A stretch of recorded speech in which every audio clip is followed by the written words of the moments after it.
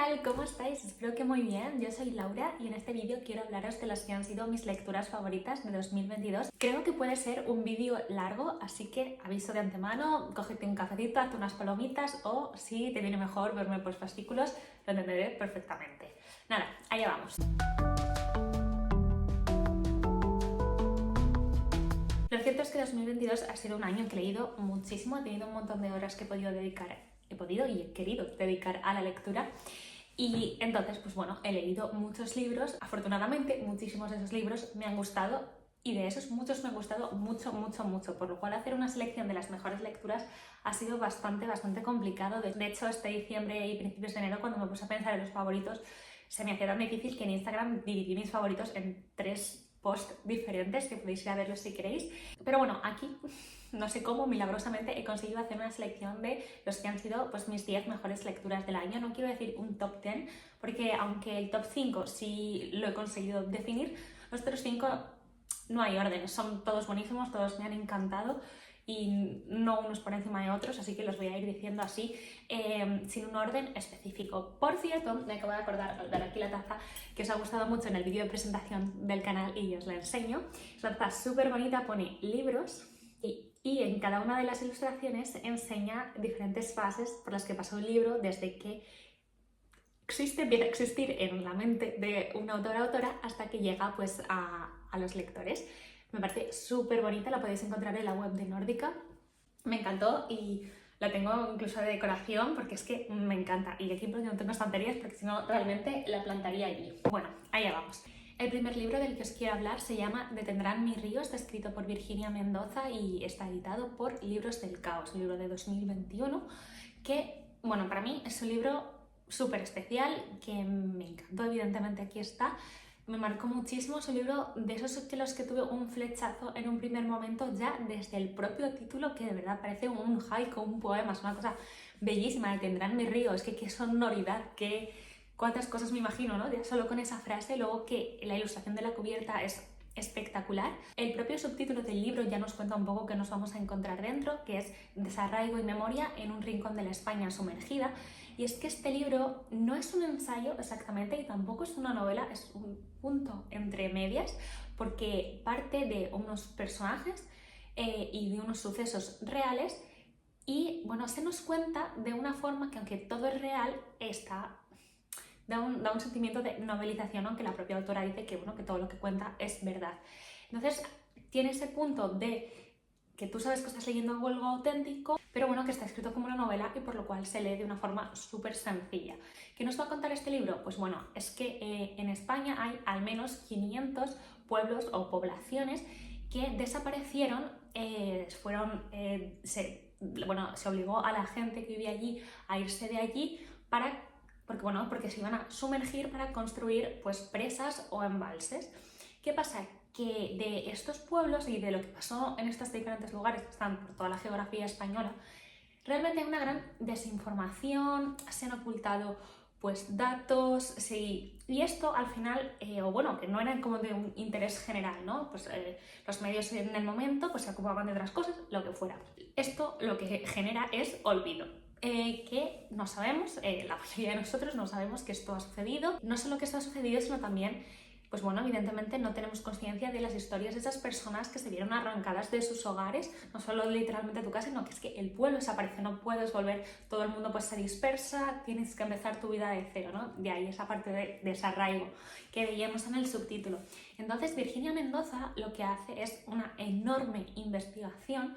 De hecho, hay un proyecto paralelo a este libro que se llama Detendrán mi río también, donde tenéis un mapa de España con todos los pueblos desaparecidos, con la historia de cada uno de ellos. Bueno, es que es una cosa fantástica. Pero en concreto lo que el libro se centra es en contarnos la historia de la huerta de Caucaba y sus alrededores, de la zona de Zaragoza, que en 1967 fueron desalojados para construir el embalse de Mequinenza. Y entonces se nos va a contar la historia desde décadas antes de ese suceso y un poco lo que pasa después con todos esos habitantes. Además, no lo hace desde fuera, dando una visión general, sino que nos va a contar la historia de una familia, de una persona en concreto, que es un poco una de las personas con las que Virginia se ha podido entrevistar, ¿no? Porque ha conseguido localizar pues, a una serie de personas que vivieron su infancia y juventud en la huerta de Caucova, que hoy en día son gente pues, bastante mayor, de 90, de 80 años, y que bueno, pues, han tenido la oportunidad de contar su historia y realmente es algo muy bonito de leer. Porque de hecho bueno, pues los capítulos están encabezados pues, por frases de esas entrevistas que ella tuvo. Entonces, a través de la historia de Mercedes, que es una de las señoras a las que entrevisto, pues vamos a conocer toda la historia de esos pueblos. Es muy interesante porque al final son décadas muy importantes en la historia de España. Vaya. Por una parte, pues vemos, por ejemplo, cómo van llegando a esas zonas más rurales inventos y tecnología, como puede ser el ferrocarril. Vemos cómo pasan las estaciones, vemos momentos de prosperidad, cómo luego hay pues, lluvias que destrozan todo, sequía, la guerra, la dictadura, cómo todo esto va marcando la vida en el pueblo y de estas personas a las que vamos conociendo. Al final tú eres uno más, ¿no?, en la vida de ese pueblo y realmente sientes muy dentro todo lo que le ocurre a esos personajes, porque es que además son gente real, no son personajes. Y algo muy guay que hace este libro es que paralelamente, alternando los capítulos, te va contando otra cosa, que es un suceso histórico muy importante, que no os voy a decir cuál es, marcó lo que podría haber sido no sé, como un destino muy, muy, muy diferente para esa zona o no.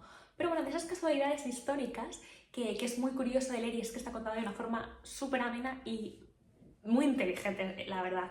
Algo que sí o sí hay que destacar de este libro es la prosa de Virginia Mendoza. Yo me quedé enamorada absolutamente porque ella es capaz de contar esta historia con un respeto, con un rigor y con una enorme sensibilidad que hace que se te meta dentro. Y yo creo que es muy difícil lograr eso cuando estás contando hechos reales, porque a veces tienes mucha información, ¿no? Bueno, los autores tienen mucha información y a veces eso, se quedan textos muy pesados. Esto es una cosa, una mezcla de emociones, datos y demás increíble. Es una historia preciosa, es una de esas cosas que de verdad es un canto a la memoria histórica este libro y me parece una cosa a leer. Es muy finito, se devora, se subraya, tiene un montón de enseñanzas y de verdad, bueno, es un poco también que nos anima o a mí me sirvió para poner en valor la historia reciente también, de no olvidar de esa otra historia, la que no sale en los libros, que son los grandes acontecimientos, las grandes batallas,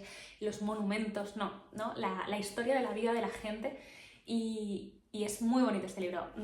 Os lo recomiendo infinito. El siguiente libro del que os quiero hablar tiene algunos de mis elementos favoritos en la literatura, cuando leo novela especialmente. Se trata del Polvo nunca se asienta, de Carina Licorice Queen, que está editado por Arde Editorial, que podríamos hablar aparte de esta editorial, que todo lo que edita, o sea, me parece brillante. Como os decía, este libro tiene dos aspectos que a mí me encantan, que es, por un lado, es una saga familiar y por otro que tiene realismo mágico, que es algo que a mí me apasiona, aunque me parece que la autora en concreto prefirió llamarlo surrealismo, pero bueno, entendedme, pasan cosas mágicas, cosas inesperadas, cosas que no suceden en el mundo real, pero están ambientadas en un mundo como el nuestro. Y bueno, a pesar de que os he dicho que es una saga familiar, creo que este libro realmente trasciende a eso, porque es más que una saga familiar, es más que una novela histórica, es más que una novela contemporánea, es un poco de todo. Me parece una novela realmente inclasificable. Nos va a contar la historia de Anaïs. Ella vuelve desde Londres a Lima después de estar muchos años fuera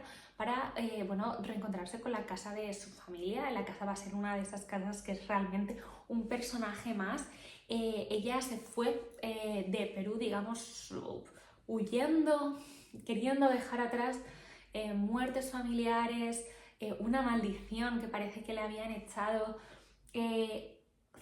vemos traumas, vemos cosas que ella no quiere pensar demasiado, pero con las que se va a tener que enfrentar al volver a casa para ir a un funeral, de hecho. El realismo mágico de esta novela es una cosa súper original, súper sensorial y bonito. Es un realismo mágico precioso, ¿no? Anaïs, al volver, ella está embarazada, lo sabemos desde el minuto 1, vaya, y ella, la forma en la que ve que está embarazada es que hay un pez rosa que se mueve por sus ojos, ¿no? Es que es una cosa que digo, ¿pero qué es esto tan bonito que yo estoy leyendo? Es un libro que realmente busca abarcar muchísimo y lo consigue, porque no solo nos va a contar la historia de Anaïs, la historia de su familia, sino que nos va a contar la historia de Perú. Va a haber momentos en los que hay un montón de personajes, de hecho hay un listado de personajes Y tengo que decir que yo al final ni siquiera lo consulté demasiado porque creo que hay una parte de que tú te veas inmerso en una vorágine de personajes y de sucesos que lo sigues, no sé cómo decir, que no hace falta que localices todo el rato quién es todo el mundo para disfrutar enormemente de la novela. Quizá en una segunda lectura sí que haga ese trabajo más de ir viendo exactamente cada cosa que es, pero para mí esta primera lectura de este libro fue una experiencia. Es que no lo puedo decir de otra manera. Yo cuando hablaba de ella en mi reseña lo comparaba con la sinestesia, esa sensación de que los sentidos no es que se confundan, sino que ves cosas diferentes, ¿no? Oyes los colores o tocas los olores y cosas así, no sé cómo deciros. Es un libro que se vive y que no solo lo lees con la vista, no sé cómo decir, es una cosa impresionante lo que te hace sentir, vibrar. Se crea imágenes y crea cosas en tu cabeza que es realmente curioso cuando luego al final te está contando, pues es una cosa bastante aterrizada, ¿no? Para mí el parto de Anaïs es una de las cosas más brutales, no de violencia ni muchísimo menos, sino de cómo está contado, es una cosa ultra original que funciona de maravilla. Y luego, bueno, hay un capítulo porque hay un personaje brillante en la novela que es un personajazo, esos que se recuerdan, que es Julia, que es una de las chicas que trabaja en esta casa, en la casa amarilla de esta familia, que, bueno, tiene un accidente y cae por una ventana, ¿no? Y entonces, en el capítulo en el que se nos cuenta cómo ella cae por una ventana para luego convertirse en santa, es que es una cosa, es un capítulo que es que de verdad debería estudiarse, coger ese capítulo y leerse. Es que es espectacular. Creo que no hay nadie que lea este libro y no piense que es el mejor capítulo con diferencia y de las mejores cosas que ha leído, porque es una cosa espectacular. Historias familiares, detalles históricos, bastantes reflexiones con carácter feminista. Bueno, es que tiene muchísimas cosas de novela, es una cosa brillante. Una novela, como os digo, muy evocadora, con un montón de simbolismos. Una de esas lecturas que tú lo estás leyendo y sabes que vas a volver a leerlo en algún momento para, uno, reencontrarte con todo eso y decir, joder, quiero saber que vuelvo a pensar de esta parte en otro momento. Como os digo, trasciende a todos los géneros, tiene hasta una ópera dentro de la novela, o sea, es una cosa espectacular. Me encantó, ¡buah! Favorito. Bueno, el tercer libro del que os quiero hablar es La campana de cristal, de Silvia Plath, una novela de 1963. Yo lo leí en una edición de Espasa, creo que ahora la que es más fácil de encontrar es la de literatura de Random House o la de bolsillo. Esta novela yo, de esas cosas que dices, ¿cómo no he leído esto antes? Pues mira, yo puedo tener La campana de cristal en las estanterías desde hace igual 4 o 5 años, que la compré en un Rereads, que la vi por ahí y dije, bueno, este libro tengo que leer. Y me parece que leí luego algún poemario de Silvia Plath y la verdad me gustó mucho, pero me pareció complejo. También es cierto que yo no estoy muy habituada a leer poesía, entonces me pareció que ahí había muchas cosas que digo, me está gustando, estoy entendiendo, pero creo que me falta poder llegar a nuevas capas. Entonces como que me quedé en la cabeza de que Silvia Plath era un poco complicada de leer. Entonces le tuve respeto a La campana de cristal. Error. O sea, la prosa es sencillísima de leer de Silvia Plath. Esta fue su primera y única novela. Sé que muchas veces se dice que eso se nota mucho, que es una novela sin trabajar, que no tiene ningún valor literario y demás. Supongo que desde algún tipo de análisis de crítico literario mirándose en aspectos literarios, pues podrá ser así, no lo sé, yo no tengo esa formación. A mí como lectora, a mí como mujer, a mí como todo, es un libro que me fascinó, me parece una cosa a leer. La campana de cristal es una novela con un gran componente autobiográfico. Se siente casi como si hubiera dos novelas dentro de una, porque hay como dos partes muy diferenciadas. La primera de ellas es casi una novela, yo lo sentí como de aprendizaje, de autodescubrimiento, porque bueno, la protagonista, ¿no? Esther Everwood, que es quien se desdobla, Silvia Plath, deja su pueblo un verano para ir a Nueva York, a Manhattan. Ha recibido una beca de una revista y va a estar pues, con otras chicas también muy prometedoras en el Hotel Barbizon y bueno, nos cuentan sus experiencias en la ciudad con un tono en un principio bastante distendido que a mí me sorprendió mucho, pero bueno, hay detallitos que tú luego vas hilando, ¿no? Con todo lo que ocurre después Y bueno, una segunda parte mucho más oscura, que a mí me costó leer a nivel emocional.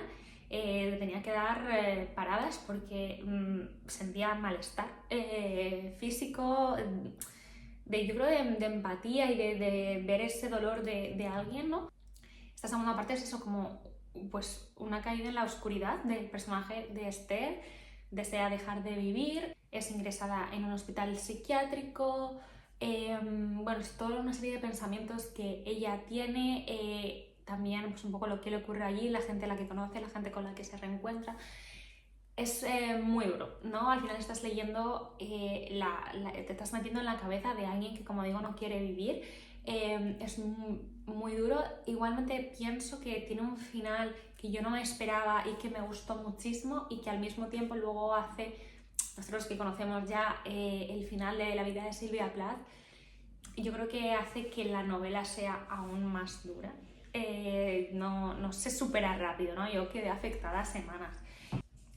No es una novela que yo recomiende leer a alguien que no está pasando un buen momento, pero en otros momentos, ¿no? Si os apetece leer sobre salud mental o sobre pues, la propia Sylvia Plath para conocerla un poco más, creo que esta novela hay mucho de ella. Uno de los motivos por los que yo me animé a leer La campana de cristal después de tanto tiempo fue que había leído el último libro de Rosa Montero, La locura de estar cuerda, donde bueno, analiza diferentes personajes, habla de salud mental, habla de locura y habla bastante de Sylvia Plath por un lado, y luego, bueno, uno de mis podcasts favoritos, que es de Forma Semanal Ideal Total, también pues, Sylvia Plath es uno de los personajes de los que hablan recurrentemente porque realmente es muy interesante y fue como, bueno, por favor, es que tengo que leerla y tengo que saber más sobre ella, que fue el inicio, ¿no? de mi obsesión por Sylvia Plath, que no ha acabado ni muchísimo menos. Y es una novela que, de verdad, si pensáis, si os da respeto, si creéis que va a ser complicada, olvidaros. Es una novela muy sencilla de leer, muy difícil de digerir. Es una novela que se ambienta en los años 50 y donde evidentemente el personaje de Esther Everwood se tiene que enfrentar a vivir pues eso, en los Estados Unidos con esa sociedad puritana, patriarcal, que tanto la constriñe a ella, que tiene pues una serie de ideas y de pensamientos que bueno, pues no encajan exactamente ahí, pero al mismo tiempo es una novela que es muy atemporal por otros muchos motivos, porque algunas de las cosas que atormentan a Esther es que son completamente actuales, son atemporales, ¿no? Ella siente, tiene debates internos de no saber cuál es su camino, de tener que elegir y no poder, de por qué tengo que elegir si quiero ser madre o triunfar como autora, por qué tengo que ir por este camino con esta pareja que quiero esto en concreto, que no se parece nada a lo que yo quiero simplemente porque nos dicen que eso está bien. De verdad es una novela que me encantó, no puedo decir otra cosa. Es muy dura, pero está escrita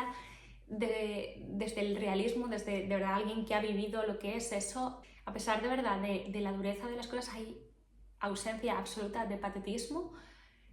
No lo sé, es un libro que a mí pues, me ha marcado muchísimo y por supuesto tiene que estar en este top. Bueno, en estas mejores lecturas también se ha colado una novela gráfica, se llama In y está escrito por Will MacPhail, está publicada en 2021-2022, en España la edita Norma y fue una gran sorpresa. Yo soy muy seguidora de este ilustrador, normalmente él hace ilustraciones muy cómicas, muy irónicas, muy cínicas, yo me parto, o sea, es que conecto muchísimo con su humor, siempre es un poco oscuro, a veces tiene esos pues, toques de humor negro y demás, yo me esperaba algo así, y esta novela gráfica me dio algo mucho mejor que eso. Sí, tiene todas sus partes más cínicas, su parte más divertida, pero es una novela con tintes autobiográficos brutal.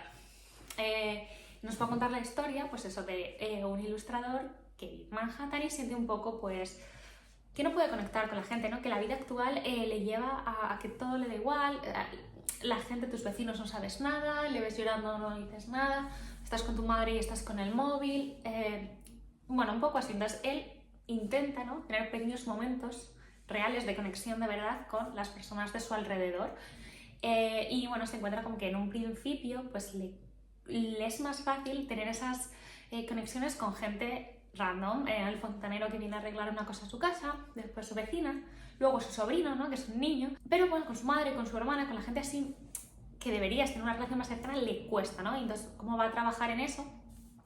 Al mismo tiempo, bueno, pues va a conocer a alguien y Y luego, bueno, tiene muchísimo humor y de crítica a la sociedad actual, a las cosas ridículas que hacemos. En concreto, se ceba bastante, ¿no?, con las cafeterías y los tipos de cafeterías que hay ahora, que si café de no sé qué, de no sé cuántos, por 13 euros. Bueno, yo cuando lo cuento yo no tiene gracia, pero cuando lo hace está súper bien.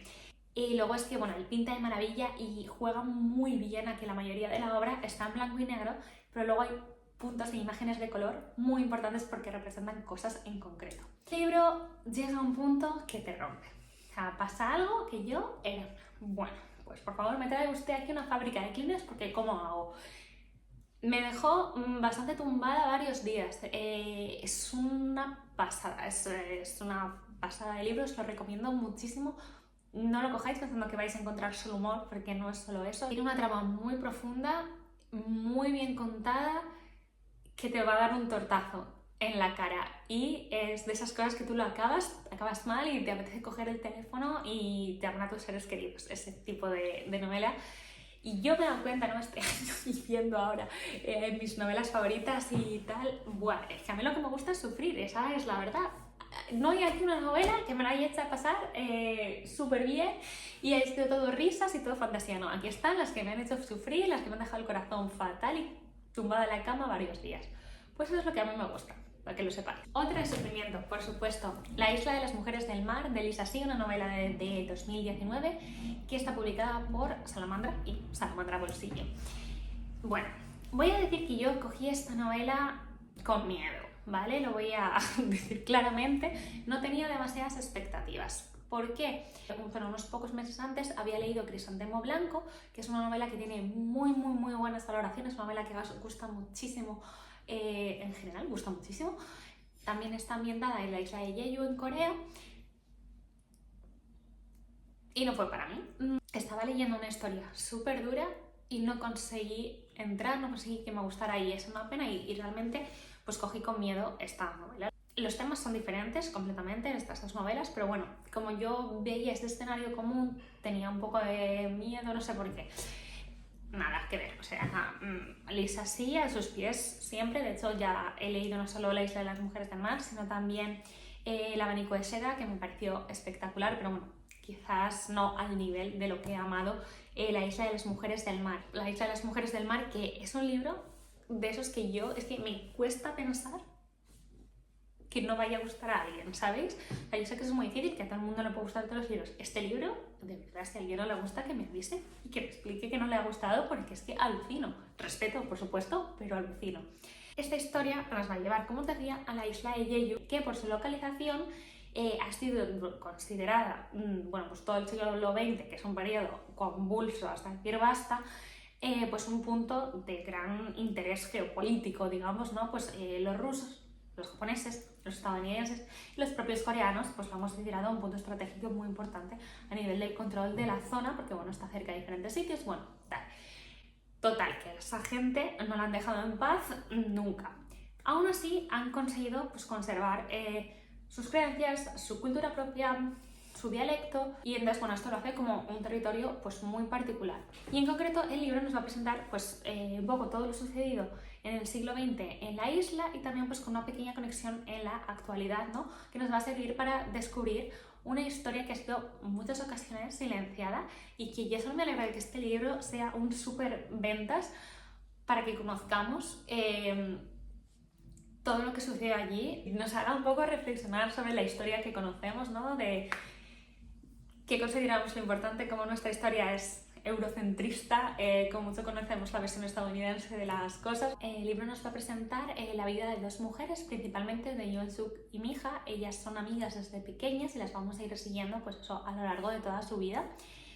Ambas se van a convertir en haenyeo, en mujeres del mar, en buceadoras, y esto nos sirve un poco de excusa, ¿no?, para explicarnos esa cultura tan increíble que hay en la isla de Jeju, de esas mujeres que, bueno, que son patrimonio de la humanidad hoy en día, que realmente son cultura viva, la verdad. Hay un misterio. Estas dos mujeres, ha habido un momento en el que se separan, pasa algo entre ellas y no sabemos lo que es, hasta el final no vamos a conocer ese misterio a través de un poco la alternancia de presente y pasado. Es un libro que pone en valor muchísimo a las Jaén Lleó, me parece una oda a estas mujeres, tratándolas con muchísimo respeto, poniendo en valor todo lo que hicieron, cómo se las ha ninguneado muchas veces desde el punto de vista de las diferentes personas o diferentes grupos que han gobernado o tenido poder o influencia en la isla de Jeju. Bueno, estas mujeres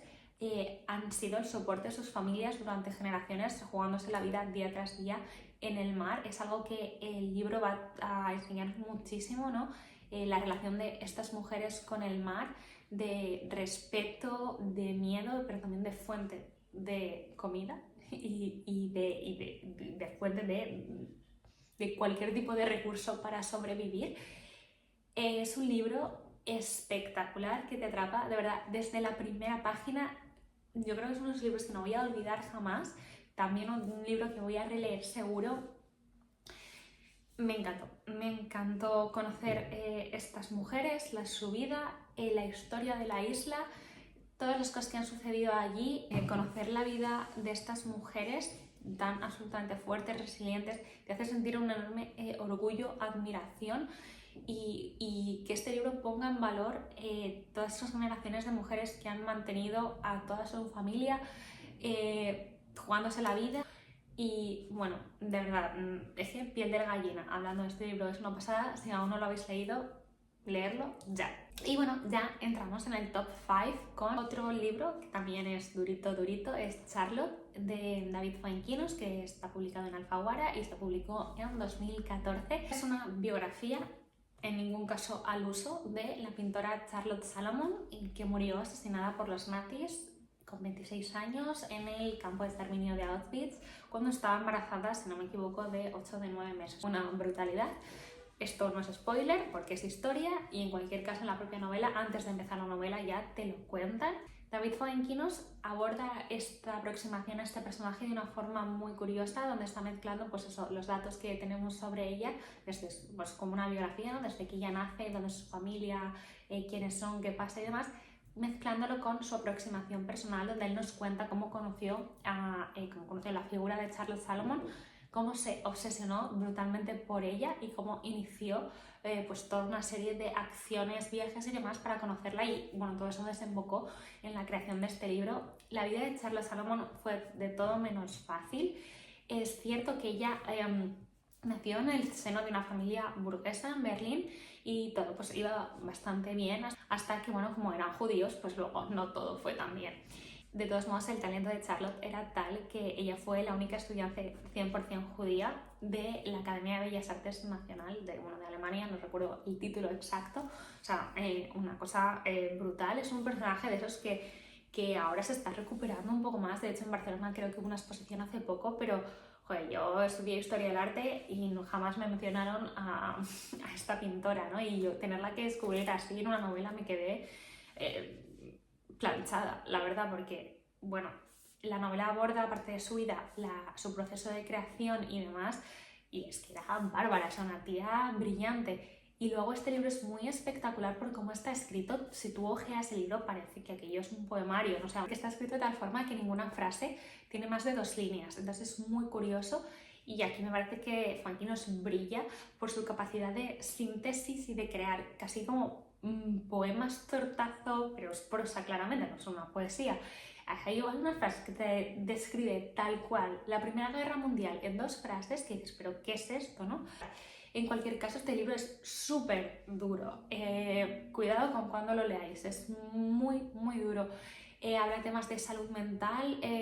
Muchas personas de la familia de Charlotte se quitaron la vida y ella estaba muy impresionada por este dato que le ocultaron y luego le contaron. Bueno, una cosa telita. La verdad, este libro es brutal, no se olvida, pero te deja mal, la verdad. Y la que sería mi 4ª mejor lectura del año, creo que no va a ser sorpresa, es Los Ingratos, de Pedro Simón, un libro que a mí, bueno, sea, me encantó. Es un libro que me prestó mi madre, no me dijo nada, toma esto, tal, te va a gustar. Vale, yo lo cogí y yo de repente me vi en el autobús yendo al trabajo de una página para otra, llorando a mares, de eso que no puedes ya parar. Yo cerré el libro, pero ya está, el año estaba hecho, el recorrido y pues bueno, un espectáculo, qué vergüenza, o sea, qué vergüenza, no lo recuerdo, no, es que no sabía dónde meterme. Es un libro del que voy a hablar por encima porque si me meto en la trama demasiado me afecta, me emociona. A día de hoy que lo leí hace 6 meses y esto yo sé que yo lo he recomendado y hay gente que me ha dicho, bueno, pues a mí no me ha parecido esto,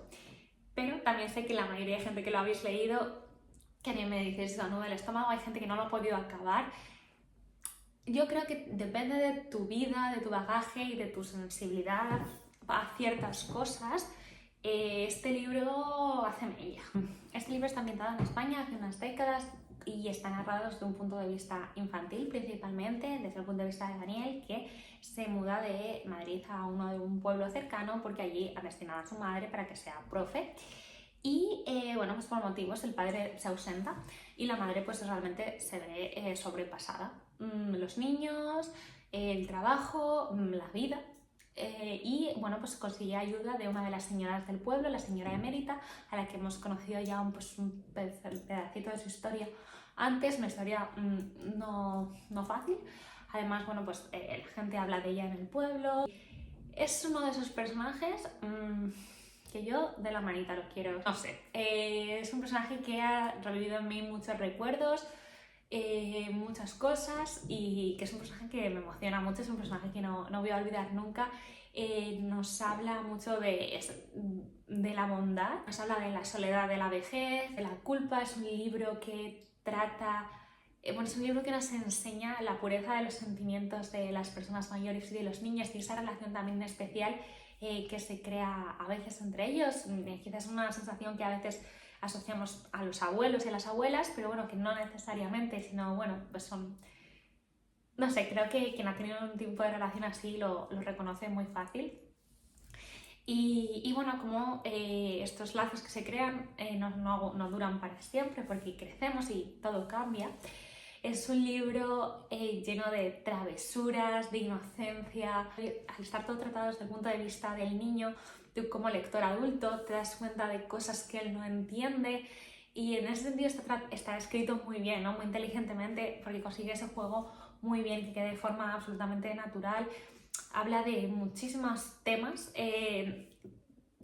por todas partes, ¿no? Tanto a nivel social, de la sociedad del momento, como el matrimonio de los padres, como de esa madre trabajadora, las propias hermanas también, que tienen diferentes edades. Y bueno, entonces es un libro que es muy bonito, es un libro que a mí me emocionó muchísimo, como os decía, y es un libro que yo recordaré siempre y creo que nunca voy a releer porque me pongo muy triste solo pensando en él. Así que nada, pero bueno, en cualquier caso os lo recomiendo muchísimo. Top 3, allá vamos. Mi tercer libro favorito del año ha sido Ana Karenina, publicado en 1877, escrito por Lev Tolstoy. Libro tocho, ladrillo, como lo queráis decir, sus 1000 páginas. Yo no sé qué deciros. Yo estuve en estado de gracia con él. Yo entiendo que no vaya a ser para todo el mundo porque es un libro que tiene partes...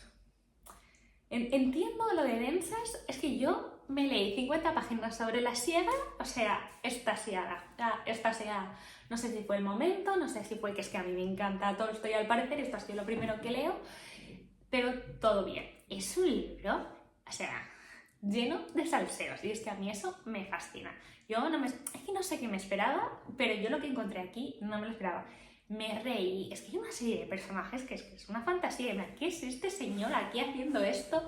O esta otra persona aquí liándola. Es un libro que de verdad lo tiene todo. Yo me reí un montón, también me emocioné, hubo cosas que me dejaron con la boca abierta. ¿Qué es esto? También es cierto que yo flipé con el final porque no tenía ni idea de lo que iba a pasar. Desde que lo leí, no paro de ver el final de Ana Karenina en todas partes y me sorprenden cómo llegué yo sin saber esto. Bueno, una de las cosas que también me sorprendió mucho es el título, sino el contenido a partir del título, porque yo me imaginaba como un libro pues muy centrado en Ana Karenina y evidentemente Ana Karenina tiene un papel fundamental, pero es que hay muchísimos personajes y hay igual a veces 200 páginas en las que ni se menciona a Ana Karenina. Y me sorprendió esa coralidad que tiene la obra, que yo no me esperaba, pues eso, en un título pues tan centrado en un personaje. Es un retrato genial de la Rusia del momento, haciendo pues grandes diferencias entre la vida en la gran ciudad y en los campos, las diferentes mentalidades. Hace una enorme reflexión sobre el matrimonio y sobre el amor, sobre cómo las parejas evolucionan, de cómo el amor se ve marcado o influido por los alrededores, por lo que pensará la gente, por los medios de una persona. Muy interesante, me encantó, me parece un libro. Lo único que a mí se me hizo un pelín largo, y lo voy a decir, no fue los no sé cuántas páginas de La Siega, sino un momento que habla como de unas elecciones o algo así, que dije, bueno, esto no me está encantando. Pero la verdad que si de 1000 páginas, 20, dije, bueno, pues un poquito así, es que no, me parece una maravilla. Es un libro con un montón de simbolismos, es un libro que yo recomendaría leerlo en lectura conjunta. Bueno, yo es que lo leí en lectura conjunta y lo disfruté muchísimo porque, como os decía, hay muchos simbolismos y hay muchas cosas y a veces, pues eso, 2 mentes o 4 piensan mejor que una.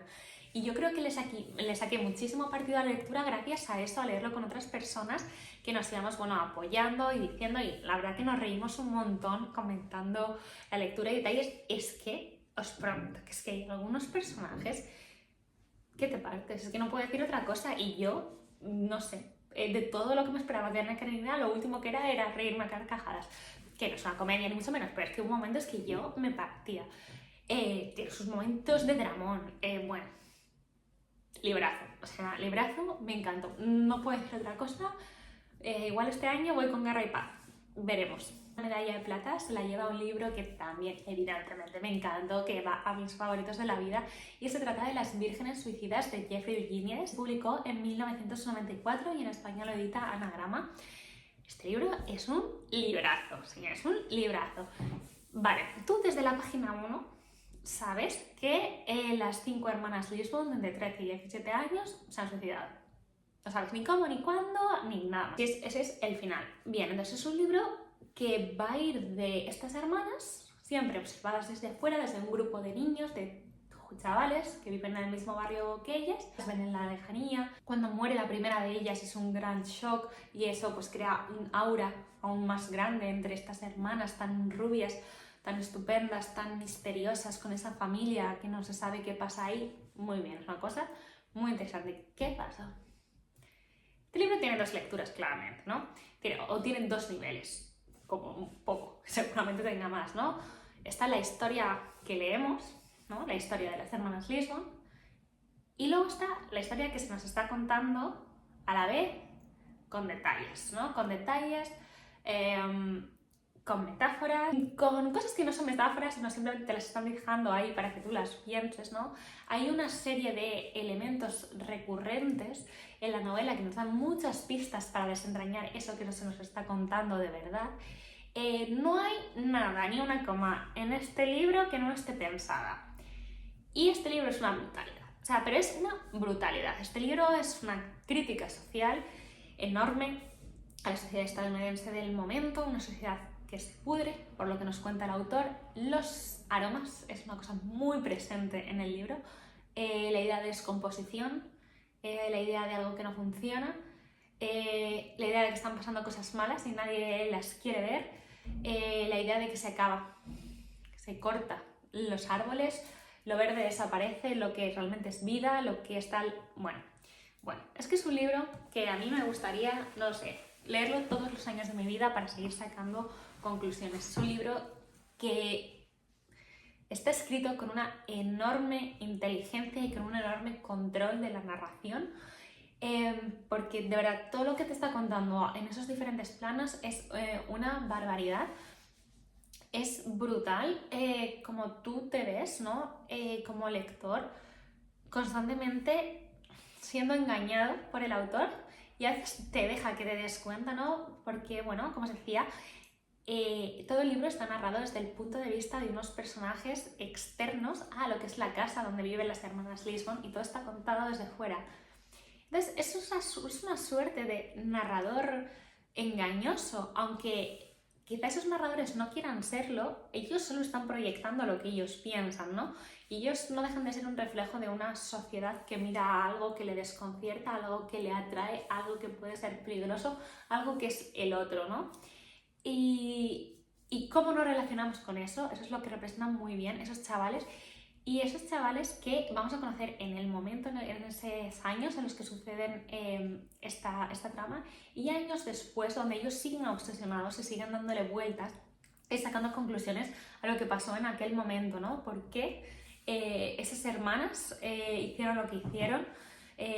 Cómo ellos se comportaron, y analizándolo absolutamente todo cuando ya el daño está hecho. ¿Eso sirve para algo? ¿O han llegado a entender algo alguna vez? Bueno, pues es un libro, tiene muchas reflexiones, es una brutalidad. Por favor, leerlo con 1000 ojos, fijándose en todo y ir con mente abierta, de pensar que no es un libro sobre unas hermanas que mueren.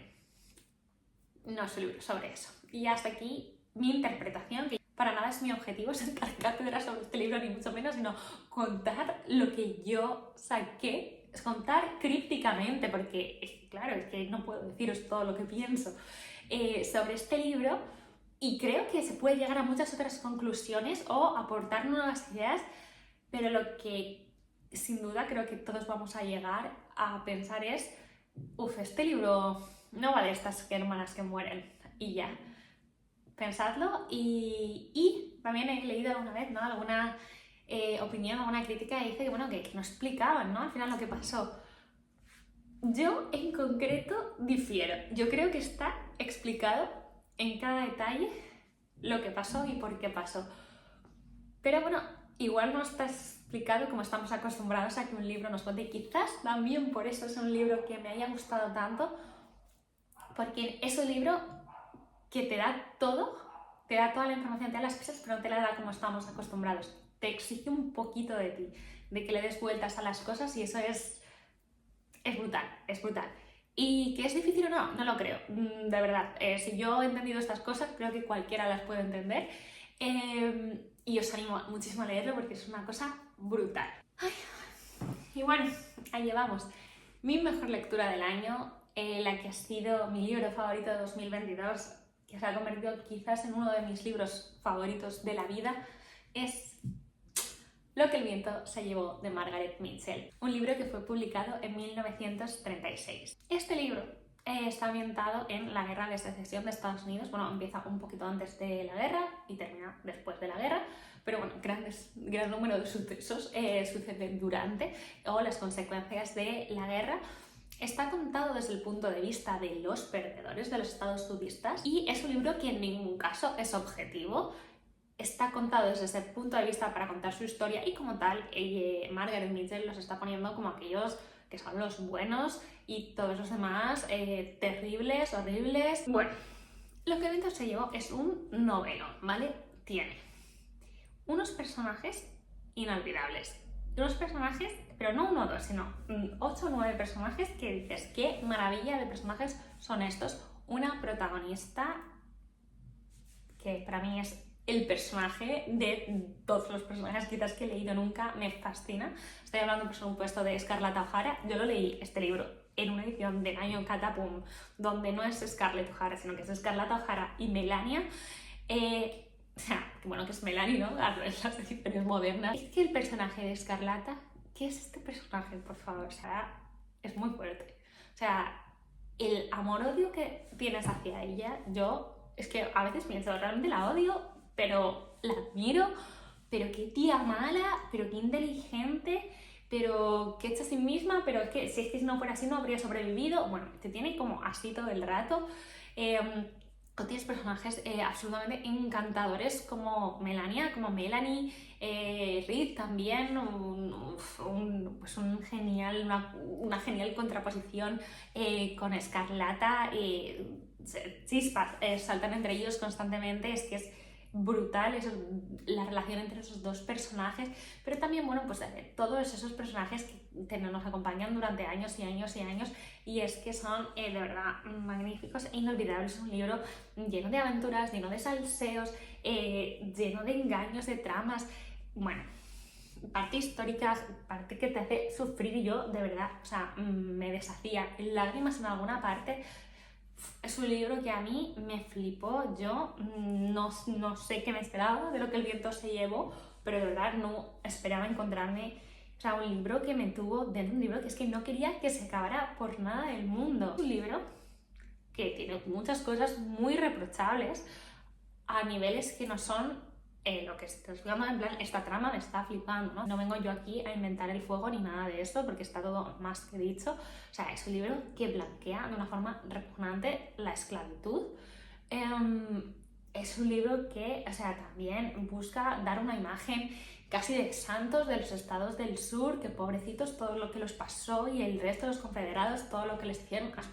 A ver, señora, no, evidentemente ni yo, y me gusta pensar que nadie compra este discurso, y nunca esta novela debe verse como un documento histórico. Esto es una ficción histórica absolutamente subjetiva. O sea, es un libro que de verdad, leyendo algunas partes, te genera mucha frustración, muchísimo enfado y muchísimo decir, pero señora, ¿qué está usted diciendo aquí?